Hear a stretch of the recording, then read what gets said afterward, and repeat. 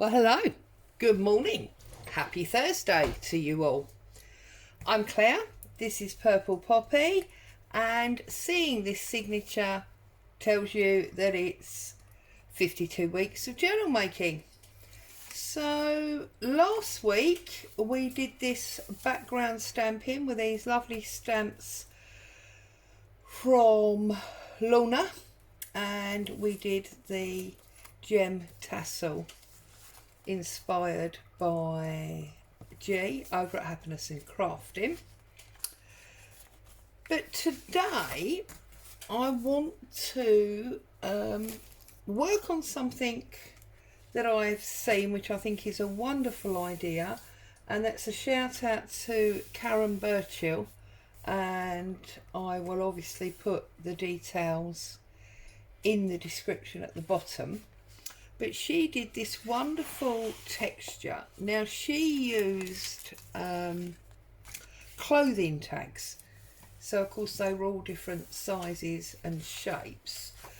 So I haven't got a stack of clothing tags, but what I have got is this sheet of scrapbook paper, which I'm probably not going to use. I don't particularly like, so I'm going to cut myself some artificial clothing tags.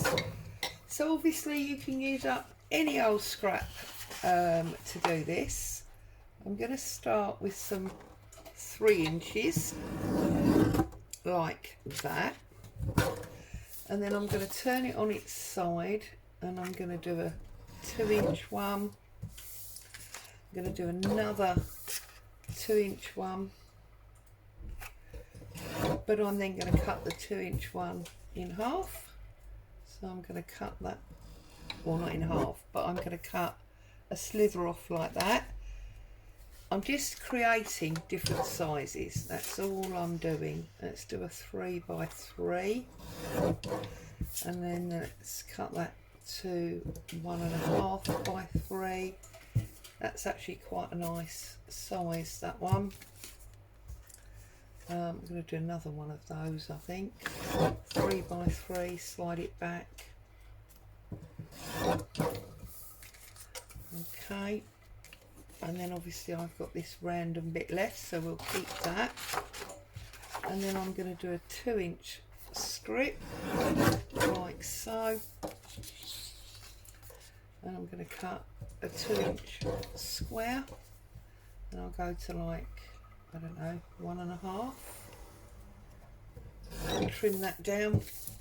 So basically you can use, as you can see, because I'm cutting such random sizes, you can use any size bits of scrap that you've got. It's another great scrap buster, this. I'm not quite sure how many I'm going to need, so I'm just going to carry on cutting these random sizes,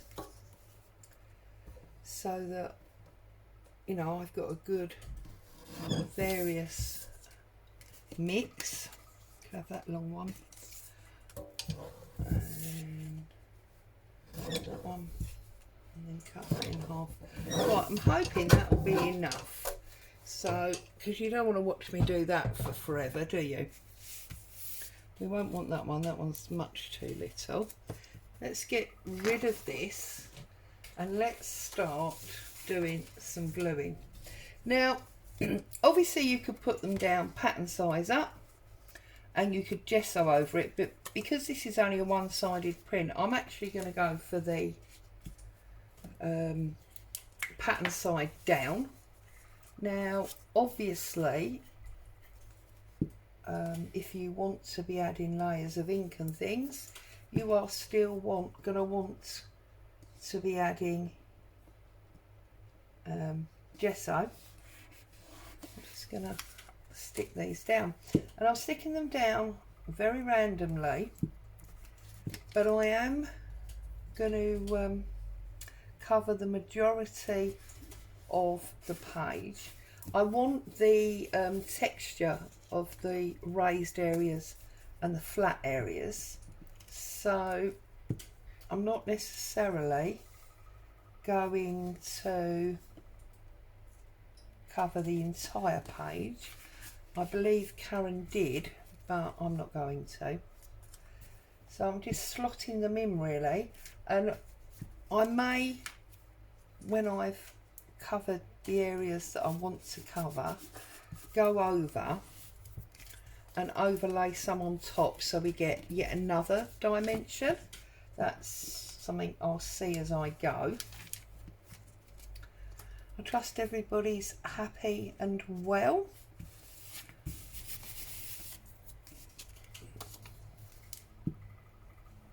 I haven't really got much to tell you.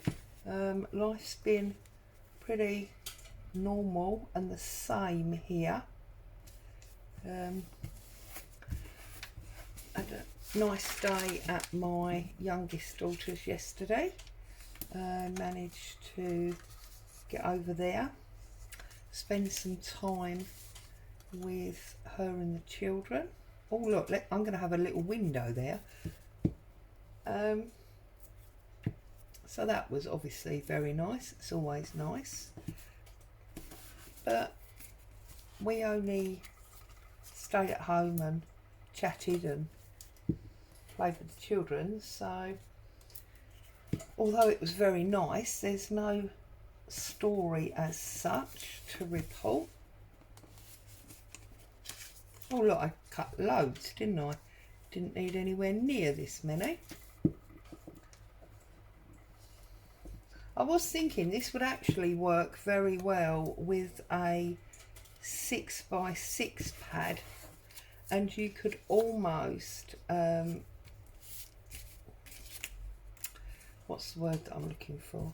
You could almost not almost, you could use them face up, because obviously if you're using from a pad, then all the pages are designed to sit together. So it would work well, much more like a traditional sort of collage. Okay, so now I think I'm going to put that one over there to give me another dimension.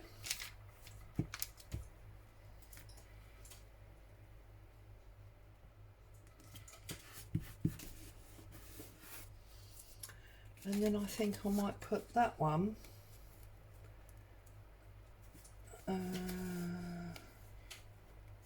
yeah, there. See, I need a bit of glue under there. Now again, obviously I'm using my glue stick here. You can use whatever is your glue of choice. It's not really going to make a whole lot of difference.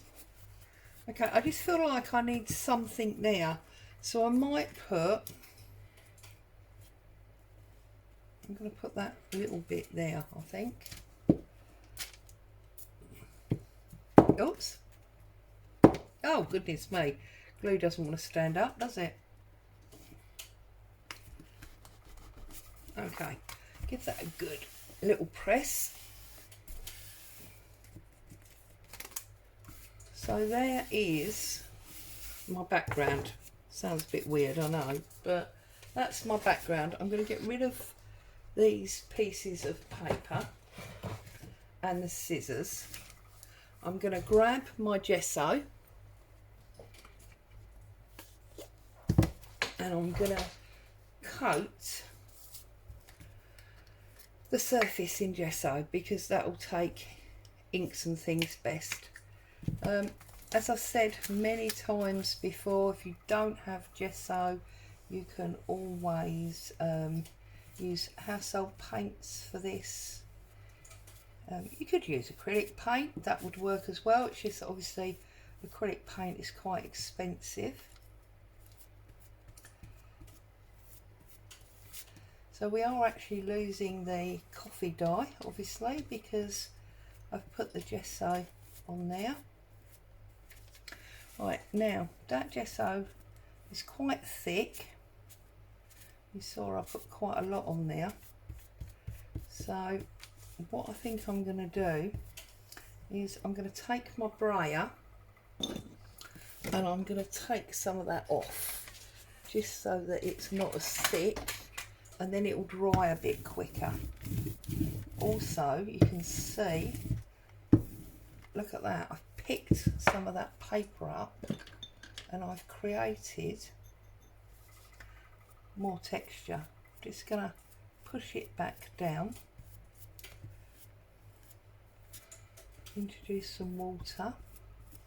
It's pushed most of that texture back down. I don't want to lose all of it, I'll keep some of it.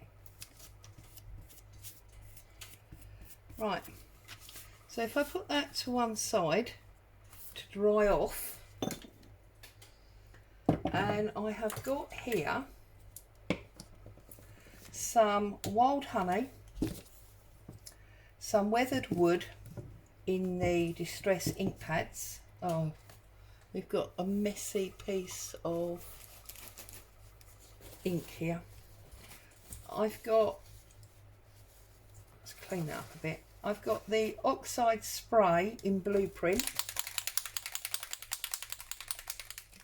and I have got the oxide spray in Gathered Twigs. So bluey browny colours I'm working with. Okay, so I've got my glass. I'm going to start, I think, with the wild honey. So splodge of that on there. Sorry about that, that's dry paint. I really need to scrub that around. Okay, so this doesn't feel too bad, this feels almost dry. So I'm just going to touch this in.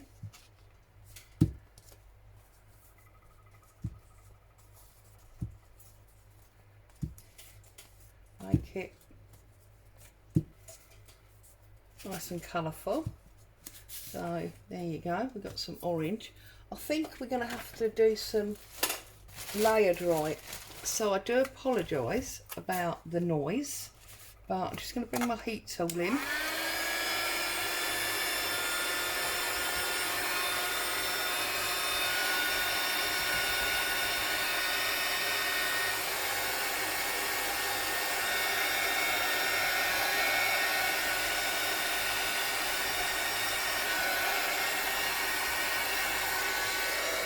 Okay, we'll leave that for a minute to settle itself. I'm going to turn my glass round and I'm going to use some of the weathered wood. It's like a greeny blue. Okay, I'll give that a little bit of a splodge. Okay, and then I'm going to go over the top of my yellow. Okay, I'm going to turn it round again. Oh, I really need to clean this, don't I? I've got blue all over me now. Just clean this up a second. Right. Oh look, I've got splodges now. Oh well. And give it a, let that move around a little bit, and then pick up some of the blue.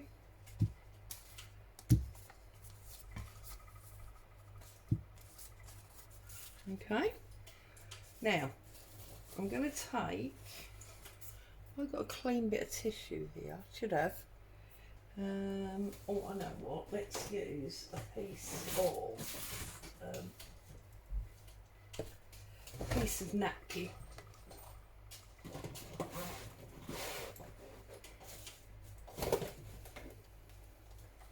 So we've got a middle layer from a napkin. Just dab this back a little bit. Okay, I want the colour, I don't want the wetness. Okay,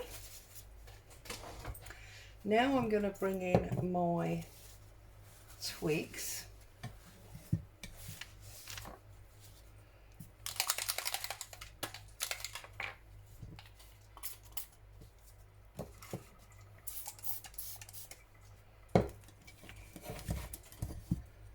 Move this around a little bit, and I'm going in gently with this because I don't want it too dark, like so, and dab this back.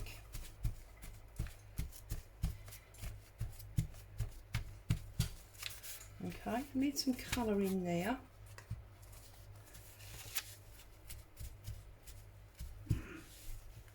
Still want some colour in that middle bit.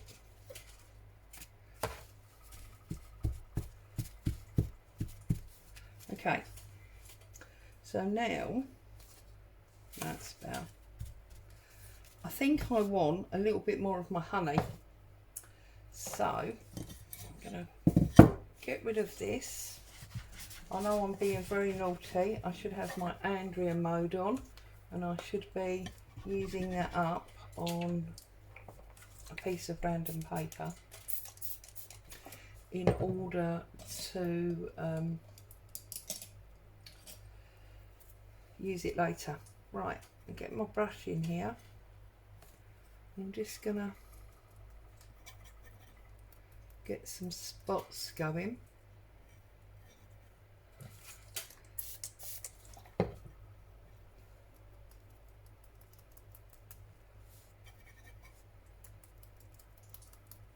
You see them coming on our page?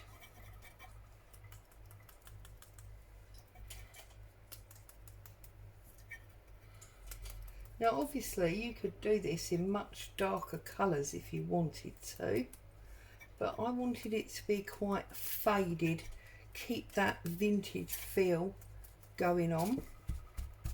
And just dab my dots.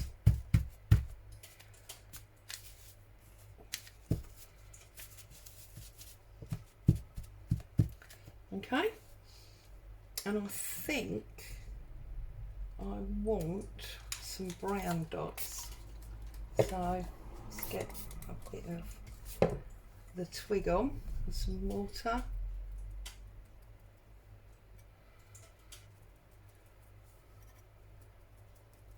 You need to be a little bit careful when you do this because it does end up absolutely everywhere.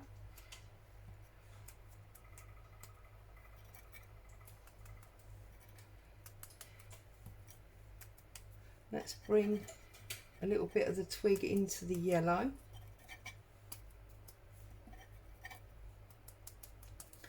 Right, this really is a bit rusty and old now, isn't it? Which is lovely. And I like that some of these edges are lifting because I think that adds to the old rustiness of it. So now what I want to do is I'm going to stencil. I'm just making sure I've got this up the right way. I'm going to stencil areas of it. Okay, so what I want to do is I want to stencil up in obviously the colours that I've used. So we've got blue, okay, and we have obviously got brown because we've got our distress ink there. So I think what I'm going to do is I'm going to take a makeup brush.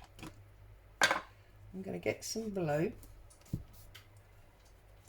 and I'm just going to dab through small areas of the stencil.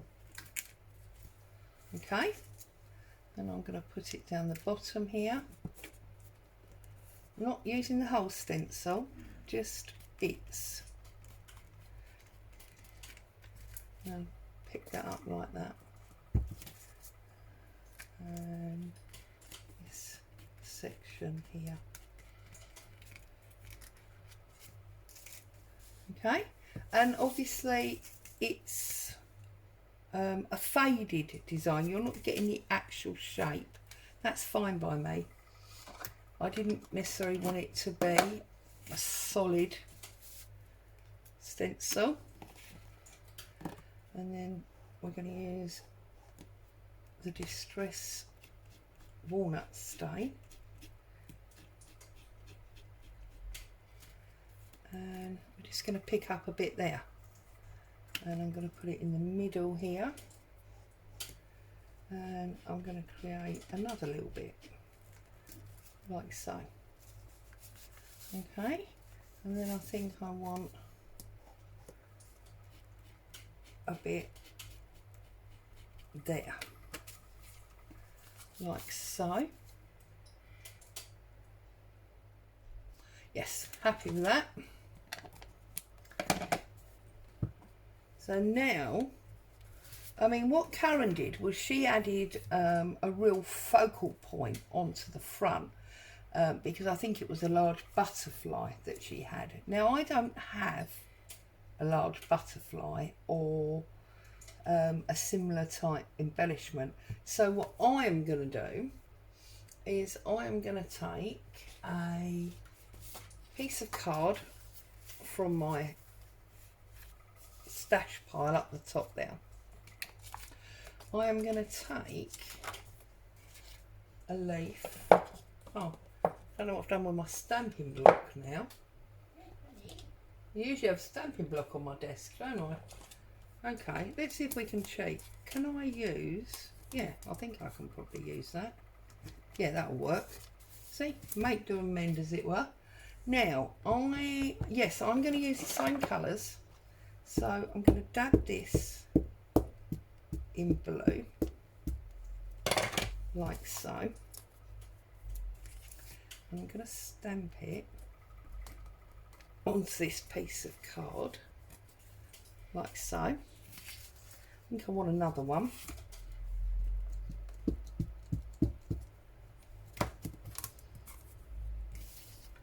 And I'm going to put that there.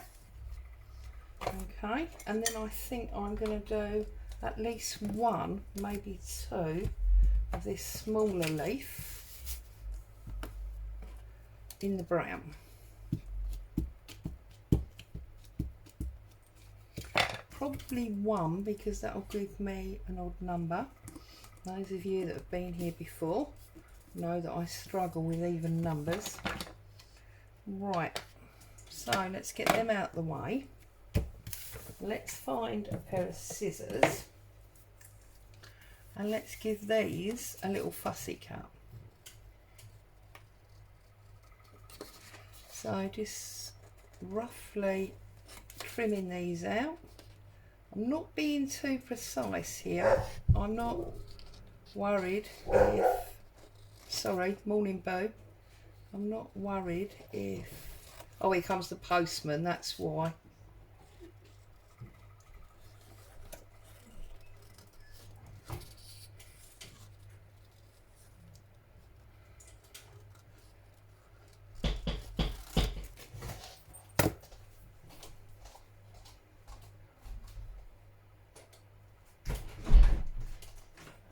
Thank you.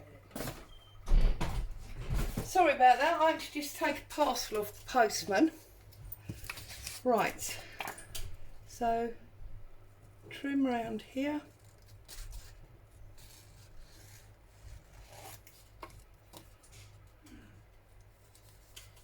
Now obviously if you've got your own embellishments, that's not something you are going to need to worry about, because you can just take something out of your embellishment box.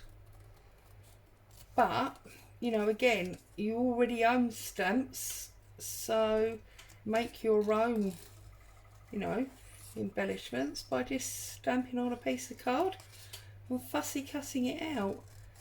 I think we do get tempted to spend money that we don't need to, and I must admit I am the world's worst, proven by the fact I've just had 2 parcels come through the door. So these things happen, as they say, but you know, it is what it is. So if you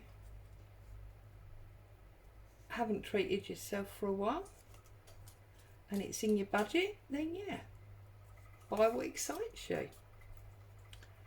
You see? If you've been naughty like me and you've been spoiling yourself frequently and it's not in your budget, then make it yourself. You already own stamps, and I'm sure you've got an old bit of cards somewhere that you could use. So I'm gonna just do this. So we've got all three.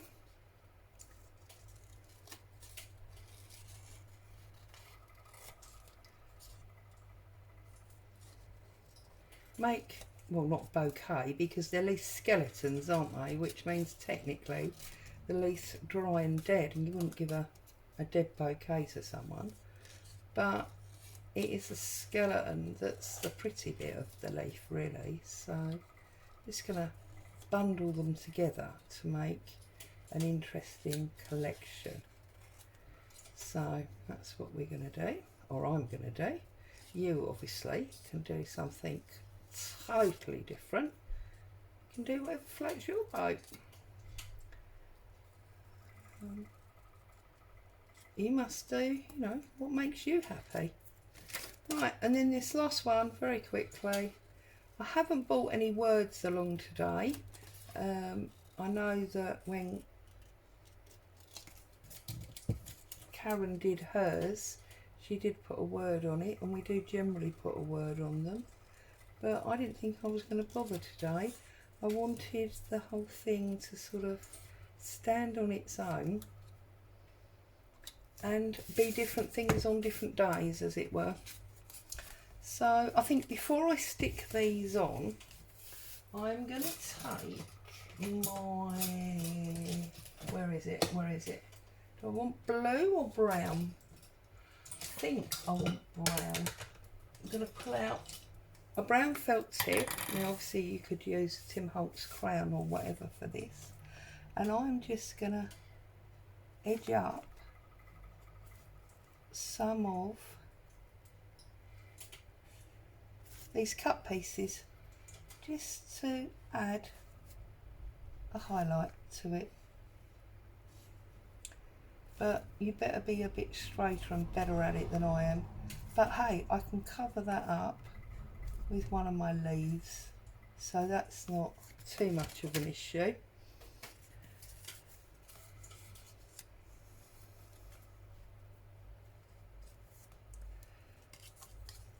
See, when you wish you hadn't done something, you just cover it up with a bit of an embellishment. And because you've got that line there, I'll just do oh, see, I've done that one crooked as well now. I'll just do a couple there to even that up, yeah? So, ink these if you want to. I'm not going to. I'm just going to pop some glue on the back there of that. And I'm going to put that one there. Like that. I'm going to put the brown one in the middle because we have got a trio, and I'm going to pop him out there like that. And then this other blue maple leaf, or maple style leaf, I'm going to want it a little bit further in because we don't want it interfering with the signature spine. And there is today's page, and I love that it's got all these different areas, some of which are sticking up, some of which are flat. And I'm doing these lines now, and I'm deliberately not doing all of it, I'm just doing bits of it. I think I prefer the way that looks. like so. Okay, so I hope that was fun, giving you a little bit of inspiration. As always, stay safe. Thank you so much for joining me, and I'll see you again soon. Bye for now.